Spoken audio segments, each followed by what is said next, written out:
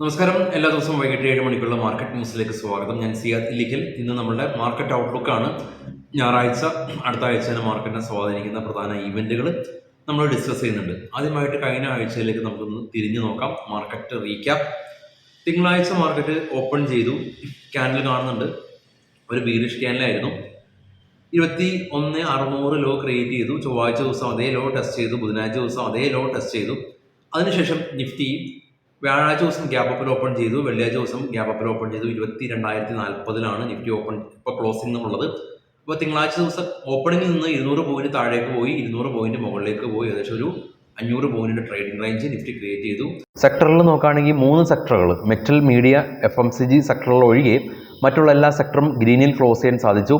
Auto sector 4.5% റാലിയും PSU bank 2.5% റാലിയും നടത്തി. FISന്റെ ആക്ടിവിറ്റീസ് വളരെയധികം ക്രൂഷ്യലാണ്. കഴിഞ്ഞ ആഴ്ചയിൽ FIS 3 ദിവസം ബൈ നടത്തി, 2 ദിവസം സെല്ല് നടത്തി. കാണാം, തിങ്കളാഴ്ച 126, ചൊവ്വാഴ്ച 376 കോടി രൂപയുടെ ബൈ നടത്തി. എന്നാൽ ബുധൻ വ്യാഴം ദിവസങ്ങളിൽ 6,000 കോടി രൂപക്ക് അവർ സെല്ല് നടത്തി. വെള്ളിയാഴ്ച ദിവസം ചെറിയ തോതിൽ അവർ ബൈ നടത്തി. പൊതുവെ അവർ സെല്ലേഴ്സ് ആയിരുന്നു. DIs എല്ലാ ദിവസവും മാർക്കറ്റിനെ സപ്പോർട്ട് ചെയ്തു. തിങ്കൾ തൊട്ട് വ്യാഴം വരെ, വെള്ളി വരെയുള്ള ദിവസങ്ങളിൽ എല്ലാ ദിവസവും ശക്തമായിട്ട് ബൈ നടത്തി മാർക്കറ്റിനെ സപ്പോർട്ട് ചെയ്തിട്ടുണ്ട്. കാണാം, 1,700, 273, 2,897, 2,276, 1,571 കോടി രൂപയുടെ ബൈങ് നടത്തിയിട്ടുണ്ട്. കഴിഞ്ഞ ആഴ്ചയിൽ വീക്കിലി അടിസ്ഥാനത്തിൽ മാർക്കറ്റിൽ മികച്ച പ്രകടനം കാഴ്ചവെച്ചിട്ടുള്ള പ്രധാന കമ്പനി MNM ആണ്. 12% rally. Wipro 10%, UPL 7%, Bajaj auto, BPCL തുടങ്ങിയ കമ്പനീസ് എല്ലാം തന്നെ മികച്ച പ്രകടനം കാഴ്ചവെച്ചിട്ടുണ്ട്. അടുത്ത ആഴ്ച മാർക്കറ്റിനെ സ്വാധീനിക്കുന്ന പ്രധാന ഈവൻറ്റുകൾ നമുക്ക് ഡിസ്കസ് ചെയ്യാം. എല്ലാവർക്കും നല്ലൊരു വീക്കെൻഡ് കിട്ടിയെന്ന് എക്സ്പെക്റ്റ് ചെയ്യുന്നുണ്ട്. ഇന്ന് നമ്മളുടെ കൊച്ചി ഇതേ ഓഫീസിൽ വെച്ചിട്ട് ഓഫ്ലൈൻ ക്ലാസ് നടന്നു. ട്രിവാൻഡ്രത്ത് നിന്ന് വരെ ആളുകൾ ഇവിടെ വന്ന് പങ്കെടുത്തിട്ടുണ്ട്. ഏറ്റവും കുറഞ്ഞ ഫീസിൽ നമുക്ക് ഫ്യൂച്ചർ ഓപ്ഷൻ പഠിക്കാനുള്ളൊരു അവസരമാണുള്ളത്. അപ്പോൾ ഇന്നത്തെ ക്ലാസ് കംപ്ലീറ്റ് ആയി. അടുത്ത ആഴ്ചകളിൽ കോഴിക്കോടും കൊച്ചിയിലുമായിട്ടുള്ള ക്ലാസ്സുകൾ താഴെ കാണുന്ന വാട്സപ്പ് നമ്പറിൽ ബന്ധപ്പെടാം. ഗ്ലോബൽ മാർക്കറ്റ് പരിശോധിക്കാം. അതാത് രാജ്യങ്ങളിൽ നിന്നുള്ള പ്രധാന ഈവൻ്റാണ് ഗ്ലോബൽ മാർക്കറ്റിലുള്ളത്. US നിന്ന് തിങ്കളാഴ്ച ഹോളിഡേ ആണ്. വാഷിങ്ടൺ ബർത്ത്ഡേ ആണ് തിങ്കളാഴ്ച ഉള്ളത്. പ്രധാന ഈവൻറ്റുകളും തിങ്കളാഴ്ച ദിവസങ്ങളിലില്ല. ചൊവ്വാഴ്ച പീപ്പിൾ ബാങ്ക് ഓഫ് ചൈനയുടെ ലോൺ പ്രൈം ഡേറ്റ 7:15 AM ചൈനയിൽ നിന്ന് വരുന്നുണ്ട്. ബുധനാഴ്ച ദിവസം യൂറോസോണിൽ നിന്ന് ഇൻട്രസ്റ്റ് സെൻട്രൽ ബാങ്കിൻ്റെ non monetary policy meeting 1:30 UK നിന്ന് ഇൻഡസ്ട്രിയൽ ട്രെൻഡ് ഓർഡേഴ്സ് ഉണ്ട്. തേഴ്സ്ഡേ പ്രധാനമായിട്ടും US നിന്ന് FMCയുടെ മിനിറ്റ്സ് ഓഫ് മീറ്റിംഗ് ഉണ്ട്. മാനുഫാക്ചറിങ് PMI ഉണ്ട്. സമയം കൃത്യമായിട്ട് അവിടെ രേഖപ്പെടുത്തിയിട്ടുണ്ട്. യൂറോസോണിൻ്റെ മാനുഫാക്ചറിങ് PMI 2:30, CPI ഇൻഫ്ലേഷൻ 3:30, ജർമ്മനിയുടെ manufacturing PMI 2:30, UK manufacturing PMI 3:30, ഇന്ത്യയുടെ RBIയുടെ മിനിറ്റ്സ് ഓഫ് മീറ്റിംഗ് 5:30. വെള്ളിയാഴ്ച ദിവസം യൂറോസോണിൻ്റെ യൂറോ ഗ്രൂപ്പിൻ്റെ മീറ്റിംഗ് 3:30, ജർമ്മനിയുടെ GDP 12:30 PM ഉള്ളത്. അപ്പോൾ ഓരോ രാജ്യങ്ങളുടെ ഈവൻറ്റുകൾ നമ്മൾ കണ്ടിട്ടുണ്ട്. ഓരോ ട്രേഡുകൾ എടുക്കുന്ന സമയത്ത് ഈ ഈവൻറ്റുകൾ അനുസരിച്ച് നമ്മൾ തീരുമാനങ്ങൾ എടുക്കേണ്ടതായിട്ടുണ്ട്. നിഫ്റ്റിയിൽ പ്രധാനമായിട്ടും ഓപ്ഷനൊക്കെ ചെയ്യുന്ന ആളുകൾ ഗ്ലോബൽ മാർക്കറ്റിൻ്റെ സെൻറ്റിമെൻറ്റ്സോ അല്ലെങ്കിൽ ഗ്ലോബൽ ഈവൻറ്റുകളോ അപ്പാടെ അവഗണിച്ചിട്ട് ട്രേഡ് ചെയ്യാറുണ്ട്. അടുത്ത ദിവസം വലിയ ഗ്യാപ്പ് അപ്പ്, ഗ്യാപ്പ് ഡൗണുകളൊക്കെ നമുക്ക് നിഫ്റ്റിയിൽ കിട്ടാറുണ്ട്. എങ്ങനെ വരുന്നു എന്നുള്ളത് ഈ ഒരു ഗ്ലോബൽ ഈവൻറ്റുകളിൽ കൃത്യമായിട്ട് ഫോക്കസ് ചെയ്താൽ നമുക്ക് മനസ്സിലാക്കാൻ പറ്റും. ഇനി നമുക്ക് ഗ്ലോബൽ മാർക്കറ്റുകൾ നോക്കാം. നമ്മുടെ മാർക്കറ്റ് ക്ലോസ് ചെയ്തതിന് ശേഷം ഏറ്റവും താഴെ കാണാം നാസ്ഡാക്ക് റെഡിലടച്ചു, ഡോ റെഡിലടച്ചു.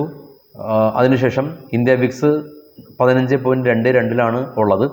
അതിന് മുകളിലുള്ളത് യൂറോപ്യൻ മാർക്കറ്റാണ്. ജർമ്മൻ, UK, ഫ്രാൻസ് മാർക്കറ്റുകളെല്ലാം തന്നെ ഗ്രീനിൽ ക്ലോസ് ചെയ്തതായിട്ട് കാണാൻ സാധിക്കും. കൂടാതെ തന്നെ US മാർക്കറ്റിൽ ലിസ്റ്റ് ചെയ്ത ഇന്ത്യൻ കമ്പനികളിൽ HDFC 0.5%-ൻ്റെയും മാത്രം ഇടിവ് രേഖപ്പെടുത്തി. വിപ്രോ 4% റാലി രേഖപ്പെടുത്തിയിട്ടുണ്ട്. മറ്റുള്ള കമ്പനികളിൽ ഒന്നും തന്നെ പ്രശ്നങ്ങളൊന്നും തന്നെ ഇല്ല എന്ന് കാണാൻ സാധിക്കുന്നുണ്ട്. US മാർക്കറ്റിലെ നാസ്ഡാക്ക് റെഡിൽ അടച്ചത് നമ്മൾ കണ്ടിട്ടുള്ളതാണ്.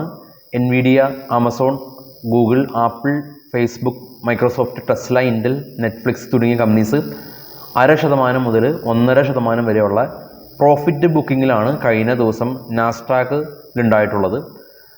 സ്വാഭാവികമായിട്ടും US മാർക്കറ്റ് ഉയർന്ന രീതിയിലാണുള്ളത്. പ്രോഫിറ്റ് ബുക്കിംഗ് ആണ് ഉള്ളത്. ഇനി അടുത്ത ആഴ്ചയിലെ ഈവൻറ്റുകൾ അനുസരിച്ചാണ് US മാർക്കറ്റിൻ്റെ ഗതി. ഇനി നമുക്ക് നമ്മുടെ മാർക്കറ്റിലേക്ക് വരാം. സ്റ്റോക്കുകളുടെ വാർത്തകളിലേക്ക് പോകാം. നമ്മുടെ ട്രേഡ് ബഡി ടാബിൽ ഡിവിഡൻഡ് ഡീറ്റെയിൽസ്, IPO ഡീറ്റെയിൽസ്, അങ്ങനെ ഒരുപാട് ഇൻഫർമേഷൻസ് ഉണ്ട്. ഈ വീഡിയോയുടെ ഡിസ്ക്രിപ്ഷനിൽ നമ്മുടെ ട്രേഡ് ബഡി ടാബിൻ്റെ ലിങ്ക് ഉണ്ട്, ആപ്പും ഉണ്ട്, ഫ്രീ ആയിട്ട് ഡൗൺലോഡ് ചെയ്യാം. മാർക്കറ്റ് സമയത്ത് വിപണി വാർത്തകൾ കിട്ടാനായിട്ട് നമ്മുടെ ടെലഗ്രാം ചാനലും ഉണ്ട്. അതും അതിൻ്റെ ലിങ്ക് ഈ വീഡിയോയുടെ ഡിസ്ക്രിപ്ഷനിലാണുള്ളത്. ക്ലിക്ക് ചെയ്ത് മാത്രം ജോയിൻ ചെയ്യാനായിട്ട് ശ്രമിക്കുക. ഇനി ന്യൂസിലേക്ക് വരുമ്പോൾ റിലയൻസ് ഇൻഡസ്ട്രീസിനെ സംബന്ധിച്ചുള്ള ന്യൂസാണ്. കഴിഞ്ഞ ദിവസമാണ് റിലയൻസ് ഇൻഡസ്ട്രീസ് അവരുടെ മാർക്കറ്റ് ക്യാപ്പ് 20 ലക്ഷം കോടി രൂപയായിട്ട് മാറിയിട്ടുള്ളത്. ഇന്ത്യയിലെ ഏറ്റവും കൂടുതൽ മാർക്കറ്റ് ക്യാപ്പുള്ള കമ്പനിയായിട്ട് റിലയൻസ് ഇൻഡസ്ട്രീസ് മാറിയപ്പോൾ 1 ട്രില്യൺ മാർക്കറ്റ് ക്യാപ്പ് ഇനി വളരെ വൈകാതെ തന്നെ റിലയൻസ് ഇൻഡസ്ട്രീസ് കരസ്ഥമാക്കുമെന്നുള്ളതാണ് റിലയൻസ് ഗ്രൂപ്പിൽ നിന്നുള്ള ന്യൂസ്. നമുക്കറിയാം ഇന്ത്യയിൽ നിഫ്റ്റിയിൽ ഏറ്റവും കൂടുതൽ വെയിറ്റേജ് ഉള്ള കമ്പനിയാണ്. അതുമാത്രമല്ല ഏറ്റവും കൂടുതൽ മാർക്കറ്റ് ക്യാപ്പുള്ള കമ്പനിയാണ്. അപ്പോൾ അതിനെ സംബന്ധിച്ചുള്ള ന്യൂസുകൾ ഇന്ത്യൻ മാർക്കറ്റിനെ സംബന്ധിച്ച് അത് നല്ല ന്യൂസ് തന്നെയാണ്. ഒമാക്സ് എന്ന് പറയുന്ന കമ്പനി അവർക്ക് 385 കോടി രൂപയുടെ ഒരു ഓർഡറുകൾ ഉത്തർപ്രദേശ് സ്റ്റേറ്റ് ഗവൺമെൻറ്റിൻ്റെ ഭാഗത്തു നിന്ന് കിട്ടിയിട്ടുണ്ട്. ബസ് ടെർമിനൽ ബിൽഡ് ചെയ്യുന്നതിന് വേണ്ടിയിട്ടാണ് ഓർഡർ കിട്ടിയിട്ടുള്ളത്. BHEL company, Hindustan aeronautic limited company, അതുമാത്രമല്ല ഡിഫൻസ് സെക്ടറിലുള്ള മറ്റ് കമ്പനീസിനെ സംബന്ധിച്ചുള്ള ന്യൂസാണ്. കഴിഞ്ഞ ദിവസമാണ് ഈ defence acquisition council DAC meeting നടന്നത്. ഈ ഒരു മീറ്റിങ്ങിൽ 80,000 കോടി രൂപ പുറത്ത് വരുന്ന അക്വിസിഷൻസ് എല്ലാം തന്നെ ഉണ്ടാകുമെന്നാണ് അറിയാൻ സാധിച്ചത്.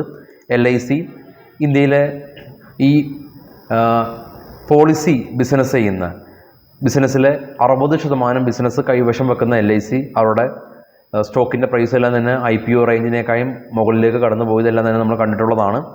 LICയുടെ പുതിയ ചൈൽഡ് ഫ്യൂച്ചറിന് വേണ്ടിയിട്ടുള്ള പുതിയൊരു പോളിസി അവർ ലോഞ്ച് ചെയ്തു. ക്യൂസ് കോർപ്പറേഷൻ കമ്പനി, ബിസിനസ് സർവീസ് പ്രൊവൈഡേഴ്സാണ് ക്യൂസ് കോർപ്പറേഷൻ. അപ്പോൾ അവരുടെ കമ്പനി 3 ഉപകമ്പനികളായിട്ട് ഡീമെർജ് ചെയ്യുകയാണ് എന്നുള്ള ന്യൂസാണുള്ളത്. റിലയൻസിൽ നിന്ന് ജിയോ വേർപെട്ട പോലെ 3 ഉപകമ്പനികളായിട്ട് മാർക്കറ്റിൽ ലിസ്റ്റ് ചെയ്യും. ടിറ്റിഗ്രാഹ് റെയിൽ കമ്പനി 170 കോടി രൂപയുടെ ഓർഡർ അവർക്ക് കിട്ടിയിട്ടുണ്ട്. സ്പൈസ് ജെറ്റ് കമ്പനിയെ സംബന്ധിച്ചുള്ള ന്യൂസ് ഉള്ളത് കഴിഞ്ഞ ദിവസമാണ് സ്പൈസ് ജെറ്റിൻ്റെ MDയുടെ ഒരു ഇൻ്റർവ്യൂ ഉണ്ടായത്.